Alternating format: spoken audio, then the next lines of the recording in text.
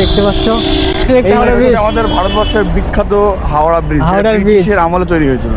এটা কিন্তু বহু বছর আগে তৈরি করা হয়েছে, কিন্তু দেখো এখনো পর্যন্ত এই হাওড়া ব্রিজের পরিস্থিতি আর একটা হচ্ছে এই হাওড়া ব্রিজটার একটা বিশেষত্ব আছে, যেটা হাওড়া ব্রিজের নিচে কোনো পিলার নেই। আর আগে কি হতো, আগে রাস্তাঘাটে কিন্তু অনেক রকম সেই হলুদ কালারের যে ট্যাক্সিগুলো হতো, শহরের বিখ্যাত ট্যাক্সি, সেই ট্যাক্সিগুলো কিন্তু বর্তমানে অতটা নেই বললেই চলে, আর কম আছে, কিছুটা কম আছে। হ্যাঁ, আর এই যে দেখতে পাচ্ছ এখানকার বাস, আমাদের কলকাতার কালার, বাসের বিখ্যাত কালার, সেই হলুদ আর ব্লু একটা কম্বিনেশন।